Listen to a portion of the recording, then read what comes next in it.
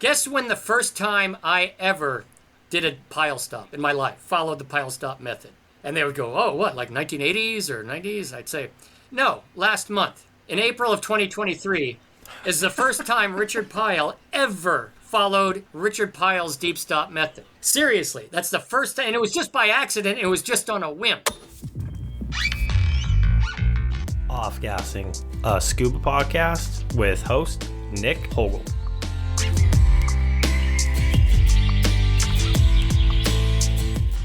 Pile stops, deep stops. Do you know the whole story? In this week's episode, I speak with world-famous ichthyologist Richard Pyle. Richard speaks about how a serious accident in his youth ended up being a life-changing event that led him down the path of where he is today. His love of fish, getting bent, rebreathers, diving physiology, the truth about deep stops, and much more in this interview with self-proclaimed fish nerd Richard Pyle. Enjoy. Richard, welcome to the podcast. The first thing that I would like to hear about is why you got into scuba, and then also please tell me about that experience, that first breath underwater. Was it love at first breath, or was it, I don't really know about this? Just walk me through that whole experience. Sure, absolutely. Well, first of all, thank you for inviting me to participate in this. I'm always happy to share my history and experience with anyone who might be interested. I think the first thing you really need to understand about me is that I'm a fish nerd first and a diving nerd second. That is, fish is always what's driven me to the underwater world. It hasn't just been, hey, I'd like to go scuba diving. It's, hey, I'd like to get a closer look at fish. And that's significant because my entire life has been shaped around fish. As far as I know, my first interest in fishes was when I was about a year old, long before I could actually remember this. But my older brothers had a saltwater aquarium in the house I grew up in, was born in when I was in Hawaii. And according to my mom, whenever I'd get fussy as a baby, she would prop me up in front of that aquarium and I would sit there and stare at the fish swimming by. So I don't know if it's true or not, but it seems like my fascination for fishes began at a very, very early age before I was even consciously aware of it. Because my earliest childhood memories going back to age 3 or something all had to do with some sort of interest in fishes. And so that's what drove me to the water world. It was just this passion for fishes. So what's my first breath underwater? That probably would have been when I first put a mask and snorkel on and stuck my face underwater off Waikiki, where in the apartment, my grandmother's apartment, where my family was staying at the time. I was about 7 years old, I want to say. I was interested in fishes before that, but I hadn't gotten in the water. I used hook and line to catch freshwater fishes in a pond where my family lived for a short period in Washington, D.C. So that wasn't really the diving connection to fishes until we moved back to Hawaii when I was 7 years old. And I think my mom bought me a mask and a little snorkel, and we were at a condominium near the beach, and I got in the beach and swam around right off the beach and with my face in the water. And that was probably the first time I ever stuck my face in the water and breathed while I was looking in the water. And it was absolute, a natural thing for me to do, and I never looked back, and I've been, snorkeling and scuba diving ever since without hesitation. That's awesome. That's awesome. So where and when, I'm assuming Hawaii, did you get your first scuba certification? So the first time I tried scuba was actually at a friend of mine's swimming pool. I was probably 9 or 10 years old, and his dad had a scuba tank. It was a very early single hose regulator, like built in the 60s or something, and he had a scuba tank, and we went into his swimming pool, and I took a few breaths, and we didn't know what we were doing. We just wanted to see what it felt like to breathe underwater. And then I got properly certified, trained when I was I think I was in 8th grade in junior high. I went to a high school, same high school Barack Obama went to, Punahou. And when I was in junior high in 8th grade, the high school had a PE course that taught scuba. So that was one of the PE options. And even though I wasn't in high school yet, I convinced the instructors of that class to let me sit in on the class. And that's basically where I learned how to scuba dive, was over a 4-month course It was a PADI course, PADI, and it was basic scuba. I got a little plastic card that said basic scuba diver. But I had three instructors, all of whom were former military, EOD, and that sort of thing. And it was the most rigorous training course I've ever endured, even though all I got out of it was a PADI basic card. It was, like we would have to free dive to 40 feet. That's not a trivial thing to do just to get past the free diving phase of it. We had these old horse collar BCDs, with the straps and everything. And like the final exam was all of our gear was at the bottom of the pool, everything disassembled except for the regulator on the scuba tank, but the valve was off. We had to free dive down at the deep end of the pool and put it all together, put the tank in the turn the tank on, start breathing from it, find the weight belt, get it on, stick the tank in the backpack, plug in the BC, get it on your back, put your fins on. I didn't even have fins on. And then the only rule was the very last thing you could put on was your face mask. So it was that kind of level of training, like military style scuba training for a bunch of teenagers. And it took months to do. And there were 10 open water dives. So it was not the kind of basic scuba certification course you get these days. So even though it was only air and only for no decompression diving, it was a pretty rigorous introduction to formal scuba diving. Okay. Yeah. I think there'd be some definite violation standards if they were making teenagers do that this day and age. It was before institutions like school were kind of aware of this. This would have been in the very early 1980s. And because the instructors were all former military, that's how they learned how to dive in military training school. And they just approached it as if, hey, this is survival 101. You need to know how to survive. If you can't hack it, you're out. And so it was, you're right, they'd never get away with it today. But back then, I guess it was still something they could get away with. Behind the scuba diving, there was obviously that drive for fish. When did the two kind of merge? Because I'm assuming that the fish love just continued, and then now you have scuba diving to add to the toolkit. When did that kind of start to merge together?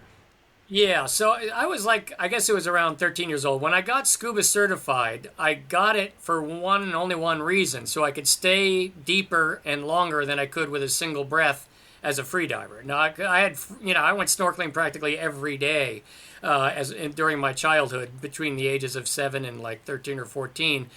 Just because I loved being in the water with fish. I'd bring my nets out and catch fish and put them in my aquariums and things like that. But of course, I'd have to free dive down to catch these fish, and sometimes they wouldn't come out of their hole right away, and I'd be sitting there holding my breath.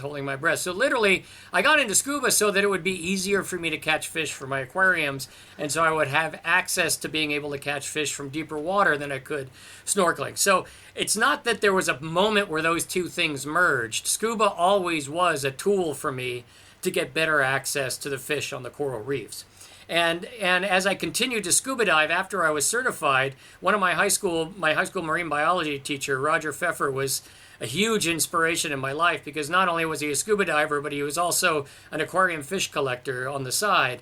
And so he taught me how to catch aquarium fishes for my own aquariums, and if I caught any extras, I'd give it to him and he'd sell them, and I'd make a few bucks as a high school student. So I did that, continuously throughout high school. And that's essentially mostly shallow diving. I rarely got deeper than about 100 feet. All air diving. This was before the age of nitrox. At least, outside of NOAA and military and whatnot. And so that's where I kind of cut my teeth as a normal recreational diver in the 0 to 100 foot range. We do 2 or 3 dives a day. We would push the no decompression limits on dives to 60 or 70 feet. We would do safety stops. We would do, table-based decompression dives, but only for a few minutes or so. But, then I guess that extended to me. My parents funded me to go traveling to Micronesia, to Palau and Ponape and places like that, to go look at all the really cool fish that live on those coral reefs, much more interesting than Hawaii reefs. And as a scuba diver, I guess I pushed my limits a little further. I might go to 120 feet on some of those dives, stay a little bit longer, do 3 or 4 dives in a day, but still pretty much within the recreational limits. Now, I guess what led me beyond the recreational limits was the reality that the most desirable aquarium fishes, the most valuable, expensive, the Lamborghinis in the marine aquarium world, were generally fishes that lived very deep because they were expensive, not because they were rare or hard to catch, but they were expensive because they lived 200 feet deep, and it was hard for most scuba divers to go down there and collect them. And so I was always drawn to deeper water because of these rarer, more exotic, more desirable aquarium fish that lived in deeper water. And again, they weren't more desirable because they were more colorful or, even rarer in a sort of like rareness sense.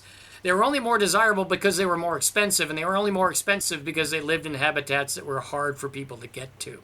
And so that's what dragged me down deeper. I finished high school, and then when I was 18, I went to one semester at the University of Hawaii as an undergraduate, got thoroughly bored with that, dropped out of college, and went to go live in Palau. I had been to Palau. My parents, as I said, had let me go there as a scuba diver before, and I knew how many cool fish were there. So I essentially abandoned school to go live in Palau and catch aquarium fish.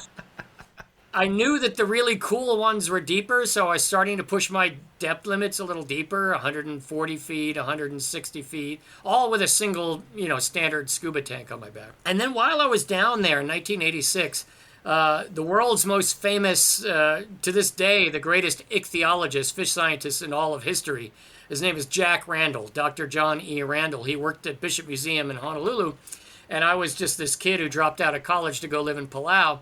He got a grant from the National Geographic Society to come collect specimens in Palau, and he needed someone to go diving with. And it turned out my parents both worked at Bishop Museum, where he worked in Honolulu.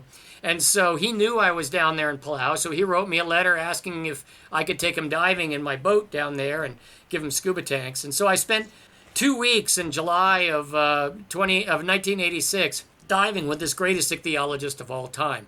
And my goal was to try to catch a fish that he had never seen before, right? Because that's what fish nerds do, right? We try to find a fish that the experts never seen. So every time I went diving and caught some fish that I had never seen before, I brought it up and show it to him. And he'd say, oh, yeah, that's such and such, such and such. I discovered that one, and he would tell the story of how he found it. Okay. So I decided I had to keep pushing deeper and deeper and deeper. So I'd go to 180 feet, catch a fish, bring it up. Oh, yeah, I found that before. 200 feet, 220 feet. So I was doing some crazy, scuba divers for an 18-year-old with a single aluminum tank of air, no decompression computer, really not knowing what I was doing, just driven to try to catch a fish that this guy Jack Randall had never seen before. And on the last day of his diving, he was there. I was absolutely determined to catch a fish that he hadn't seen. So this time I was going to push the limits all the way down. So we were diving at a famous site called Blue Holes in Palau. Instead of going in the cavern system, which is what it's named for, these big caverns with chimneys, I decided to go down slope out in front of the cave. And so I rocketed down to 250 feet with my single scuba tank on my back and frantically started looking for some fish I'd never seen before because I was convinced Jack Randall had never seen fish down that deep before. The interesting thing about that dive was he had two of these, in fact I have one right here, two of these Scuba Pro, what we now call Bend-O-Matic decompression computers. I don't know if you've ever seen these, but they were, you can't see it on the video, but they're the original dive computer. They're purely mechanical, no batteries. They have a single needle on them, and they had a very complicated way of mechanically calculating how deep you were. And he had two of them, and he loaned one of them to me. And what was interesting about that dive down at 250 feet is my intuition was telling me, okay, I've been down here too long. Get out of here, get out of here, get out of here. But then I looked at this, mechanical decompression computer, and it told me, no, you're okay, you're fine. You can stay a few minutes. You can stay, just... And I didn't know how badly calibrated they were for that level of diving. They're more designed for like 60-foot dives. And so I had a false sense of security that I could stay down there a little bit longer. And the other false sense of security I had was I kept looking at my pressure gauge and it said, yeah, you got plenty of air left. Why don't you stay down here a little bit longer? So against my intuition, I stayed down there probably almost 15 minutes. At 250 feet and trying to catch a fish. And I finally caught this fish that I knew Jack had never seen before. It was a kind of fish that had like black and white stripes, and there's no known fish of that kind that had black and white stripes on it. So I chased one. I finally caught a couple of them, put them in my bucket. And I looked at my pressure gauge, and it said 750 psi, and I thought, okay, time to go back up. I looked at my decompression computer. It said, all right, you're just getting into the decompression limit now. So I thought, okay, I'm fine. I start swimming up, and then by the time I got to about 200 feet, it started getting hard to breathe. And I was looking at my pressure gauge, and it still said 750 psi, and I thought, well, that's weird. And and each breath was harder and harder to breathe. And then when I rounded about 180 feet, the needle on my pressure gauge instantaneously dropped to 0. What had happened was it was a cheap pressure gauge, and under the pressure of that depth, the lens of the gauge had pressed down against the needle and held the needle and so it was falsely telling me what my pressure was when in fact I was almost out of air. So I basically did a free ascent from 180 feet to the surface, because I had literally no air in my tank left. It was like sucking air through a hypodermic needle trying to get air out of my regulator. I barely made it to the surface, just bolted all the way. So I'd spent 10 or 15 minutes at 250 feet, rocketed to the surface as fast as I could swim. The first thing out in my mind, as soon as I got to the surface, was, hey, Jack, check out these fish. I think this is a new species. And so I climbed into the boat, and I showed him the fish, and he said, oh, yeah, that's Pseudanthius Lori. I named it after my daughter, Lori, because I first discovered it in the 1960s on her birthday, and, it's sort of like, it wasn't a new species, so I was dejected. And I'd just done this barely made it to the surface alive ascent, and then I started realizing I was feeling pain in my legs and sort of in my thigh. At first it was in the middle of my thigh, and I thought, well, that can't be bends, because you're supposed to feel bends in your joints, not in your thighs, But then a few minutes later, I felt it in my knees and my elbows and my shoulders, and so pretty obviously I was getting the bends quickly. So I told Jack, and I jumped back in the water, essentially fixed myself. I dropped down to like 60 feet and waited a couple of minutes, and then came back up to 30 feet for a couple of minutes, and then came up to 20 feet, following some profile I just imagined. And then finished the tank right underneath the boat at 10 feet and got back in the boat, and I felt fine. It was fine. And if I'd ended the day right then and there, that would have been the end of the story. What probably would have happened is Jack would have gone home. I would have continued living in Palau. I would have continued diving deep as this reckless 19-year-old kid, having no concept of what the danger he was putting himself in. And probably the next time I would have either been paralyzed or died. So my life, if I had ended the day after I'd fixed myself after that first dive of that day, I probably wouldn't have survived more than a few extra years, and my entire career path would have been off in a different direction. But instead, we did one more dive that day. And so it was a place called Short Drop Off, which is near the main harbor, and he just wanted to catch one particular fish. And so we went to this dive site, and we'd burned up all of our tanks already, and we each had half a tank of air left. And so he wanted to go down and catch this one fish at 130 feet. So he was going to go down, find the spot, spread this chemical that would cause the fish to get knocked out. But he would spread the chemical and come back up. Then I would go down immediately afterwards, try to catch the first few fish that succumbed to this chemical. Then I would come up, then he would go down and finish collecting his specimens. And so we orchestrated all of this. We had some miscommunication. He said, go down to the big sea fan and turn right until you see my spear gun, and that's the place to look. But I went down to the big sea fan and I turned left and then swam for a while and realized, oh crap, going the wrong way, and then swam back, and I finally found a spear gun, and I wasn't finding any fish. I didn't see anything, so it was feeling like I can't come back empty-handed. And I kept looking at my pressure gauge, and it kept telling me I had 750 psi left. And not remembering the problem I had just had earlier that day. And as you might imagine, suddenly it's getting hard to breathe, and suddenly the needle dropped down to 0 again. Anyway, I repeated the same stupid mistake, bolted to the surface. Long story, it's all on the internet. I won't finish all the details. I ended up quadriplegic that day. I ended up completely paralyzed. And again, I won't go into all the details. It would take more than an hour to tell it all, but it's all well known and published. If you Google Confessions of a Mortal Diver, you can go find it. It's translated to various languages, whatever. But it's a story of caution. It's a story of how you can be a stupid, ignorant 19-year-old kid and think you're invincible and think you're better than the laws of physics and get into trouble. Now, I ended up paralyzed that day. I had to be flown back to Hawaii. It took a month of being treated in a chamber to get, my ability to walk back. And even then, I could barely limp. It took a year before I could walk normally. Even now, 30, however many years later, 7 years later, 37 years later, I still have residual neurological deficits from that. I still can't tell hot and cold in my legs.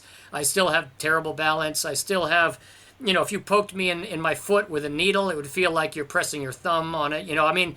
I still suffer physiological consequences of that day to that day. And I will still describe that day as the single best day of my life. Sounds kind of counterintuitive, but only in retrospect did I realize, first of all, if I hadn't been that badly injured, I would have continued diving on this reckless attitude. I never would have learned my lesson, and I probably would have died. I probably would have ran out of air, not made it to the surface, or been all by myself way out in some remote place and gone paralyzed in a boat and ended up dying alone. Or there's a million ways I probably would have died if I hadn't been slapped on the wrist as badly as I was that day and stung that badly with that. But not only that, Jack Randall felt so bad. I had to come back to Hawaii. I couldn't live in Palau anymore, which was good because I was in a situation down there that wasn't really going anywhere. This forced me to come back to Hawaii, back to civilization, and for various reasons, that was better for my health and longevity. Jack Randall felt so bad that he felt responsible for somehow contributing to me having that diving accident, which of course he didn't, but he still felt bad enough that he offered me a job at Bishop Museum working for him.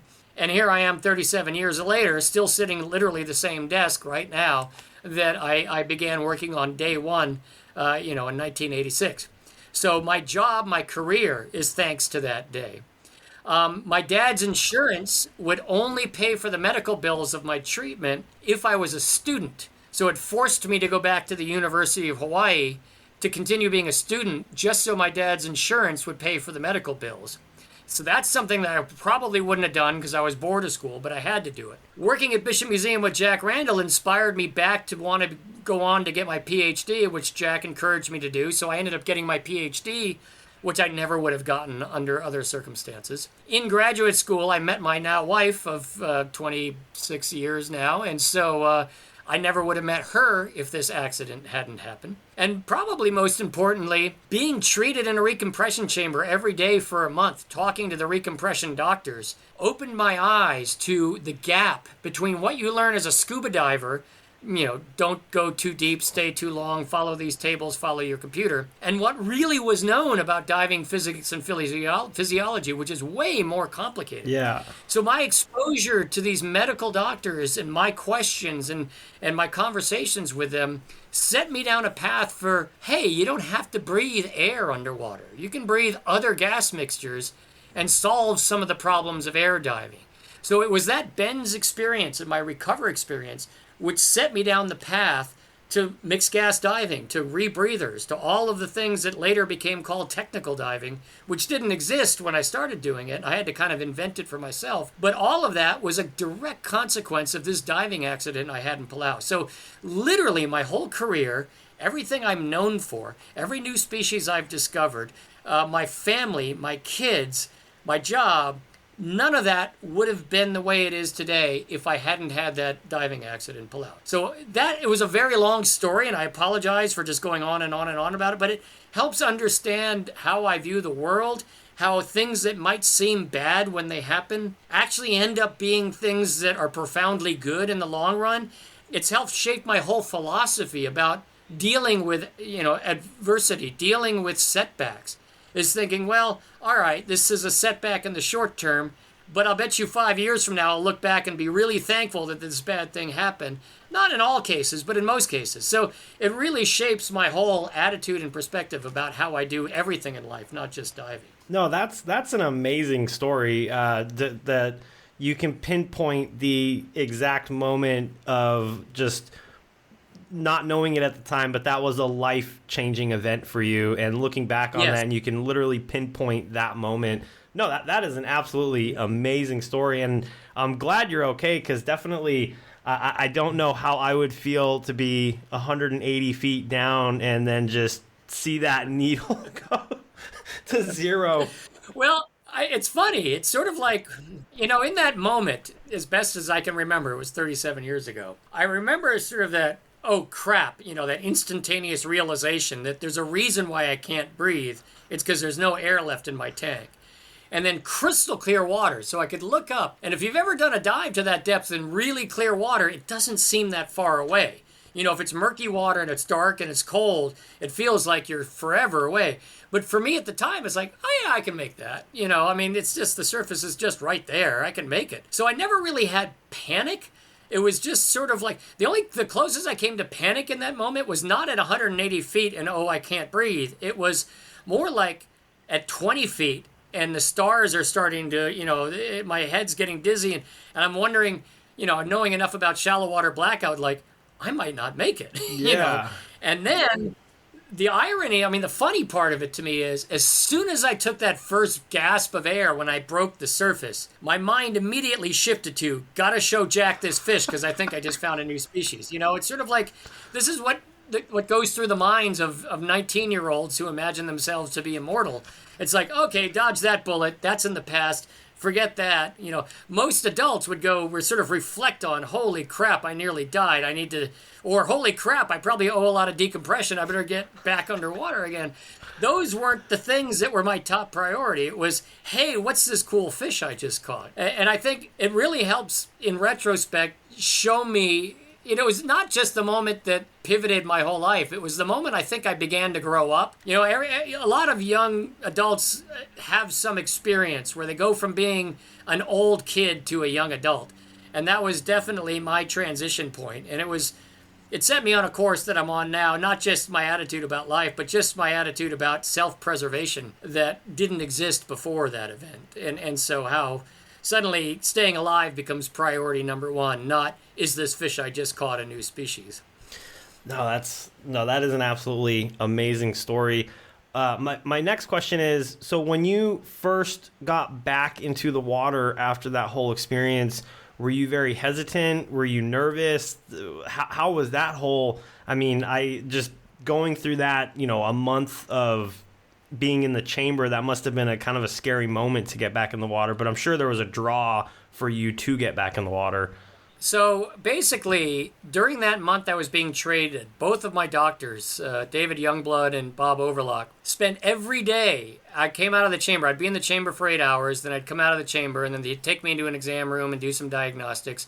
And they would sit there and lecture me about why I should never dive again. And they gave me all the reasons why I should never dive again. I have scar tissue on my spinal cord, and which means that if I ever get bent again, it'll be a neurological hit, most likely, not a shoulder bend. And also, because it took me a month to learn how to walk again, and longer really, that meant that all my redundant nerves were gone. The only reason was able to recover at all is because my brain learned to reroute signals through different nerves. So they explained to me that all my redundancy in my nervous system's now gone, which means if it ever happens again, it will be permanent next time. I will not be able to regain my ability to walk. These are very scary things for a 19-year-old, and I took them very seriously. And I decided, I'd say, well, I love fish. I got to do fish. They said, fine, get submarines, use ROVs, use some other method that doesn't expose your body to elevated pressure. Because if you keep diving, you'll end up dying the next time you do this or being permanently paralyzed. And that really was sobering to me. And it lasted for about a year. And then it was after about a year that I decided that,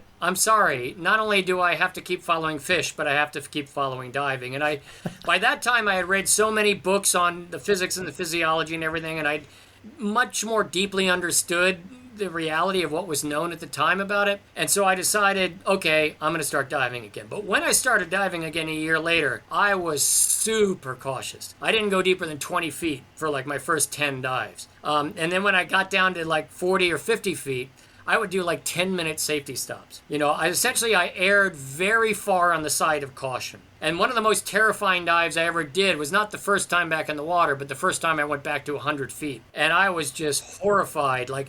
First I was ready to do that, and then I went and I spent maybe 10 minutes at that depth and did a half-hour safety stop decompression, and then was terrified that when I got back to the parking lot, I would be bent again and paralyzed and never walk again. It was a year of no diving, and then probably a year of very gradual climbing back up to it again. But then by about 1989, so this is 3 years after the accident, I decided I'm going to apply everything I've learned about mixed gas diving, and that's when I started figuring, okay, my solution to this is not to stop diving. My solution to this is to throw everything we know about physics and physiology at it in my court. And that's where the different gas mixtures came from. That's where the redundancy of equipment came from. That's where alternate decompression strategies came from, including what later got called deep stops, pile stops. We can get into that in a minute. So anyway, that's where that all came from. There was a slow 2-year transition from no diving to shallow diving to, okay, I really have to go find new species on deep coral reefs, and I need to do it right. And that means helium and nitrox and oxygen and eventually closed circuit rebreathers and state-of-the-art decompression theory and all of that. And that's what essentially led me down a path which later, got me connected to other pioneers in the technical diving world, and we all realized we were doing similar things in the late 80s and early 90s, and that's how technical diving was born, was essentially a bunch of us around the world sort of converging on trying to do the same thing, solve the same problems in different ways. That's a lot to take in right there. But no, that eventually it led you into, like you said, different gases, different configurations. And then that's what led you to closed circuit rebreather. And do you want to talk a little bit about that? Because I want to say from my reading, you had one of the first units off of the line, if not the first unit off of the line from Bill Stone. So the way I got into it is I'd started deep air diving again, during like 1987 or 88 or something like that. Around 88 or so. And I realized that wasn't the way to do it. I learned a few things about, we definitely got to get into helium. And at the time, the only way you could learn about helium was either whatever was in the U.S. Navy diving manual or whatever was in, physiology textbooks like Bennett and Elliott and Carl Edmonds books and things like that. And that wasn't really practical. That was all in the context of military and commercial diving and saturation diving. There was very little in the way of the kind of diving I did. So I put out the word to all my friends like, hey, if you know anybody who does this kind of stuff, not as saturation, not commercial military, but just kind of does it, let me know. And a friend of mine gave me a copy of the Explorers Club Journal, which had an article written by Bill Stone about work he had done at Wookey Hole in England using heliox and trimix and things like that to go, deeper into caves. So I wrote a letter, Dear Dr. William Stone, care of Explorers Club Journal, because I didn't know who he was or where he was or whatever. So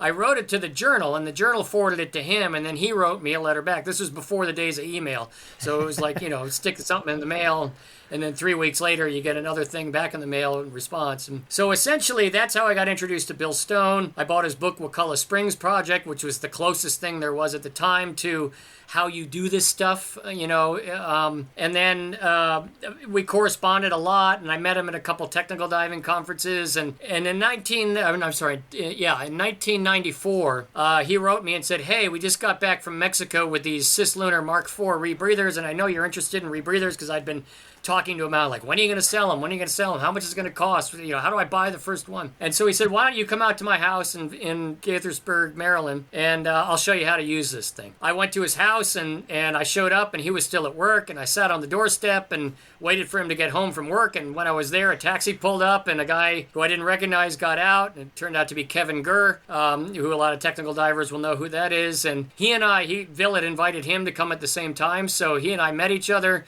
got to know each other while we waited for Bill to get home that day. And then we spent a week or 10 days or so learning how to build his Mark IV rebreathers in his garage. And that was my introduction, my hands-on introduction, along with Kevin, to how rebreathers work and how they're designed. And we essentially worked off each other to figure it out. Because Bill would wake up in the morning, we'd have breakfast. He would say, all right, today you're going to figure out the electronic systems. There are the tools. There are the rebreathers. He'd go off to work. And Kevin and I would have to sit there and scratch our heads and go, what do you think this does? I don't know. It looks like it might be an oxygen system.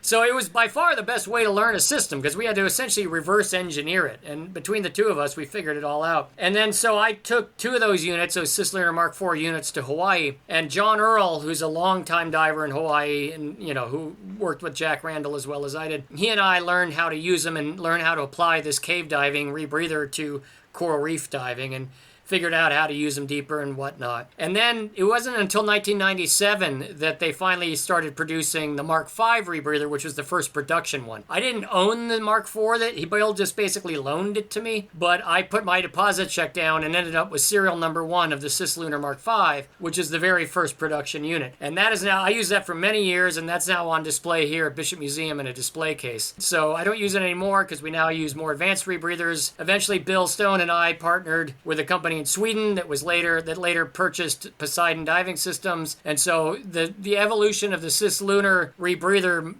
design concept is now what you see in the Poseidon 7 rebreather, and so that's what we use now, modified versions of that to essentially do our diving. So my Cislunar Mark V, took me many places on many deep dives, and it's now retired and on a display case where it belongs on display at the museum. But yeah, it and I had a lot of good adventures together. So this rebreather enabled you to do more deep diving. Were you on that rebreather when you kind of, I don't want to say coined the term pile, or came up with pile stops, deep stops, or if you want to go into that a little bit? Yeah, so the history of deep stops, and anyone who's read the article knows, and I call them deep stops, and I'm going to continue to call them deep stops, but I'll get back to that in a minute. Basically, the evolution of this was, even before I got into helium diving, long before I got into rebreathers, back in the late 1980s, I noticed that sometimes after I did a 200-foot dive on air, I would, be really tired, like falling asleep while trying to drive home, like struggling to stay awake, just super tired. And other dives, I'd be fine. I'd be totally energetic. And eventually I figured out the correlation was whenever I caught fish, I'd feel fine, and whenever I didn't catch fish, I'd feel miserable. It was different enough, the feeling wasn't just, I'm excited because I caught a fish, because even when I caught boring fish, I would still feel much better. And so it didn't really make any sense until I saw a presentation by a guy named David Yount, who is a professor at the University of Hawaii who came up with the VPM model, the variable permeability bubble-based model for decompression theory. And he explained that model, and the bell went off in my head. It's like, what made the fish catching different from the non-fish catching is fish need to decompress at deeper depths than scuba divers do. So if I did a dive to 200 feet for, say, 15 minutes, and then I'd come up and decompress, my first decompression stop would be like 40 or 50 feet. But the fish would need to stop at like 100 or 120 feet for me to vent their swim bladders. And that's a totally different mechanism from scuba diving physiology. Fish don't need to decompress for the same reason people do. I have to defeat their BCD, their swim bladder. All I have to do is, dump their swim bladder.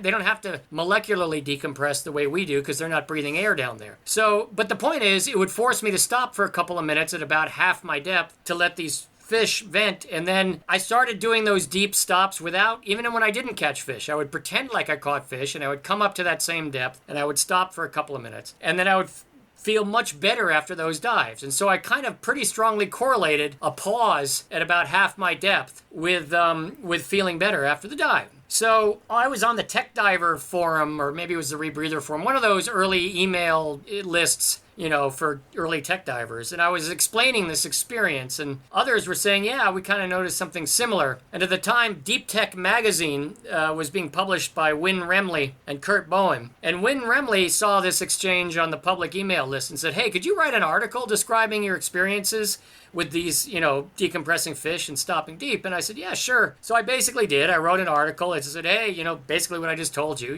why I catch fish, why I had to decompress them, all that. And I said, I don't know if this has any physiological basis. All I can tell you is I feel better on dives where I do this stuff. And Wynn wrote me back and he said, well, if you just tell them that, nobody's going to do anything. They're just going to kind of brush it off. He said, could you create a method that people would follow? I'm like, I don't know. Sure, I guess. And so I started looking into what is it that causes the depth that I need to stop at for the fish bladder thing. And I realized that, I'd stop at about half my pressure depth. If you calculate the pressure volumetric change, a swim bladder can expand to about twice its volume before the fish is under too much stress.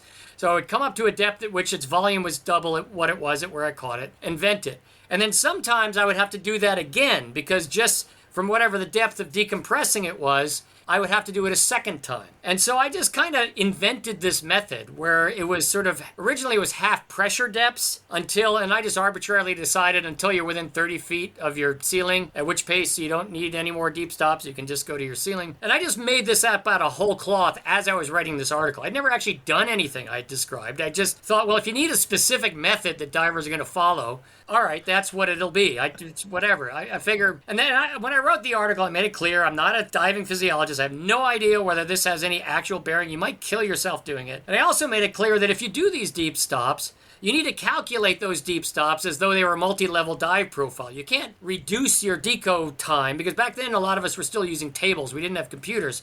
So you had to recalculate your tables as if you were doing a multi-level dive, and these stops were part of your bottom time, not part of your decompression time. So I made all that clear, and I figured it probably wouldn't do too much harm, but whatever, there you go, there it is. So I wrote that article. And then a whole bunch of people started trying it, and a whole bunch of people said, you know what, I feel better too. This is actually working. And so there became this anecdotal morass of people claiming that they feel better after a dive just like I did. And I think that's where it got traction, was nobody was saying, hey, I tried this and I felt like crap after the dive. No one was saying like, hey, I tried this and I got bent after the dive. But there were a lot of people saying, hey, I tried this, and you know what? He's right. I don't feel as tired after the dive. So it kind of snowballed into everyone doing it. And then this guy, Will Smithers, who wrote his own decompression software called, I forget what he called his software. I'd have to go look it up. But anyway, he implemented it in his software, and he's the one who put the name Pyle Stops on it. And I was pissed at him. He was a friend of mine, but I wrote him. He's like, don't call him that. I said, call him Deep Stops. He said, nope, they're Pyle Stops. Too bad. That's what they're called. So that's where the name Pyle Stops came from. It was Will Smithers. And I was like, oh, guys, it's not even a real thing. It's just... And really what it boils down to, and I tried to tell this again and again and again on email forums and whenever somebody wrote me about them or whatever, it's like, look, it's not about the method. Don't get hung up on the method. Don't freak out if it's 2 minutes or 3 minutes or half pressure depths or half linear distance depths or whether you do them to your 30 feet of your ceiling or, that you're overthinking it, guys. All it is one thing. Don't rush to your computer's decompression ceiling. Spend a little time to get there. Now, that you could do that in terms of coming up slower. Instead of 60 feet per minute, maybe come up at 30 feet per minute. Or stop 20 feet before your ceiling and do a deep safety stop. And the argument I made is like, if you do a decompression dive, and then ascend immediately to your first decompression stop, that's exactly the same physiologically as going up to your absolute no decompression limit on a no decompression dive, and then coming straight to the surface without any safety stops at all. And nobody would do that now, right? You'd never do 60 minutes at 60 feet and then come straight to the surface. You'd always hang out at 20 feet for a minute or two, or 10 feet for a minute or two, right? And at the time, this is when Divers Alert Network and all of those worlds were really pushing safety stops as a standard protocol. That wasn't a thing before. It was becoming a thing at the same time. So that's why I said, think of them as deep safety stops for decompression. Instead of coming to the surface, you're coming to your first decompression stop, which is calculated as your no decompression limit immediate ascend to the surface is the same thing you're doing if you immediately send to your first decompression stop. So I said, think of them as safety stops for decompression diving. But people got hung up on the method, the Pyle Stop method, which always palm face. It's like, no, you're missing the point. The point is just don't rush to your decompression stop. So then the two Erics, Eric Baker and Eric Macon, who were very much heavily involved in understanding VPM, bubble-based decompression models, essentially they were the birth of gradient factors. I believe Eric Baker was the first one to write an article of what a gradient factor. And essentially all he did was turn this idea of buffering your approach to your minimum decompression depth, your ceiling, using gradient factors. So he just had a much better mathematical way of approaching your actual decompression ceiling more cautiously, more conservatively than rocketing straight to it according to whatever your Bielman algorithm said you should jump to, right? And so once that came out and once that got circulated and computer manufacturers started incorporating gradient factors, I said, good, we can be done with all this Pyle Stop BS crap because that was just made up stuff. gradient factors are now doing what the whole point of that was. And depending on how you dial in your gradient factors, shapes how much deeper than your stop would have been if you had no gradient factors, right? I mean, that's all gradient factors are doing. Gradient factors are deep safety swaps, the same thing I tried to make a point. But man, people got wrong about it. People confused deep stops that I came up with bubble-based decompression models, which are a whole different way of calculating it. Various people tested it in controlled environments with chambers to test the efficacy.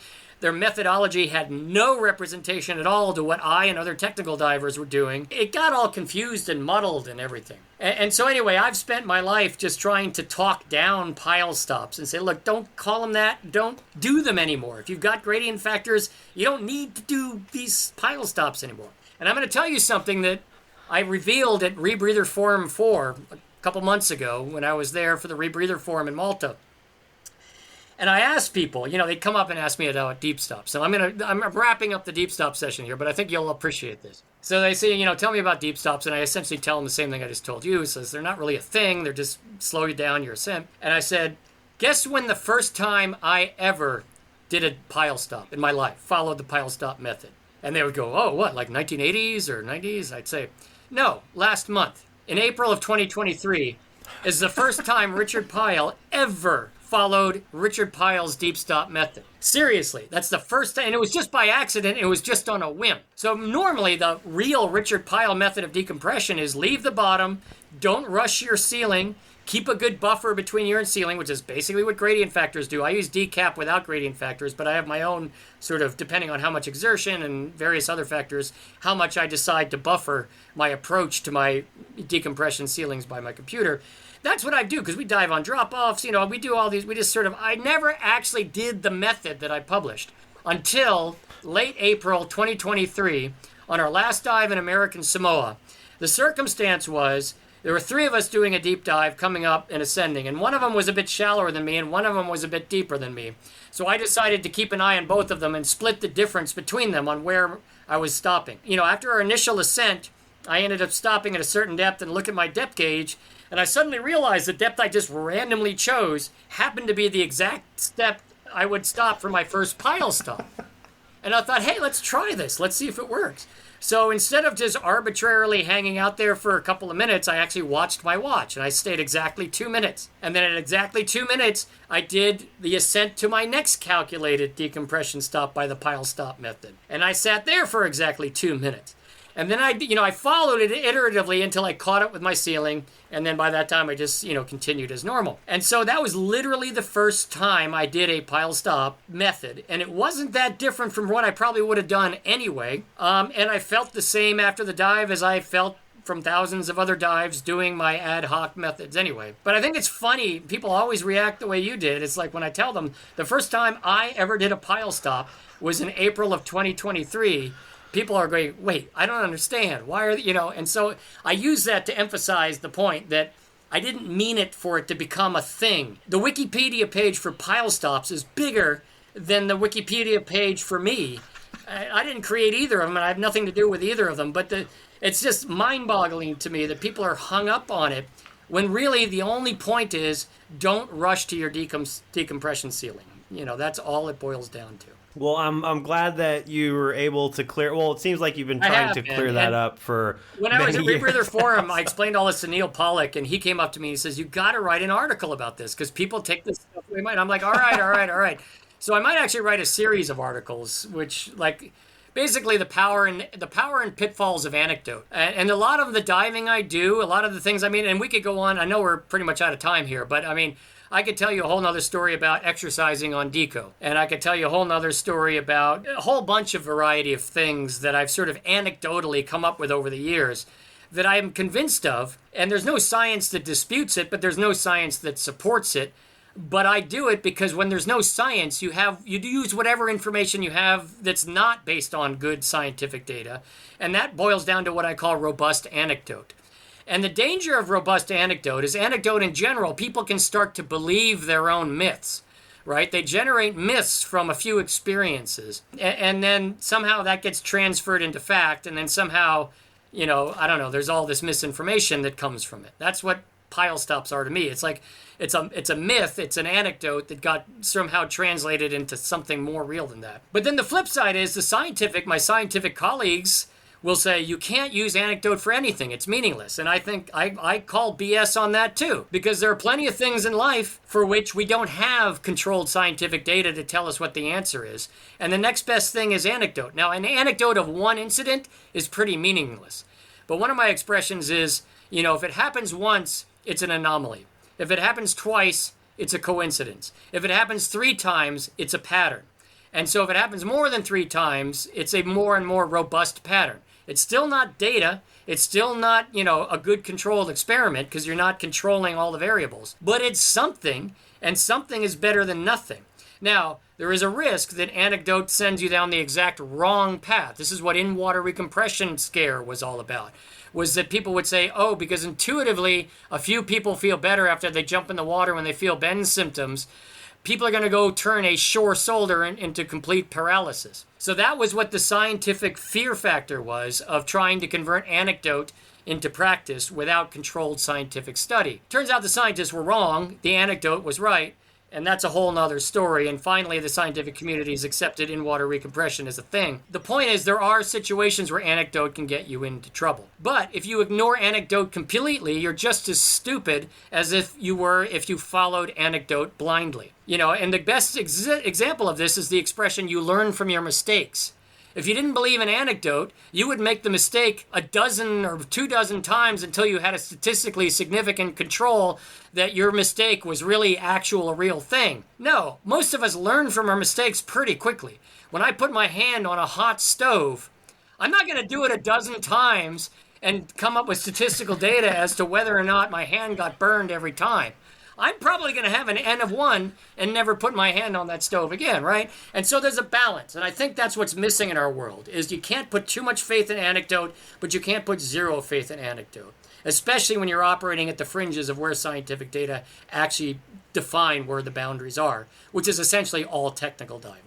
Those are words to live by. And on that note, I really hope you can come back on the show, because there's so much more I'd love to talk about, but I was going to kind of just wrap it up right here. So thank you very, very much. Yeah, we in the future, let's do it again, and we'll talk about what the research we're doing at the museum, how we're working with Bill Stone on developing robots, dual loop rebreathers. These are the things that are on the edge of what we're doing, and yeah, I'd love to spend another hour with you in the future going over all those things.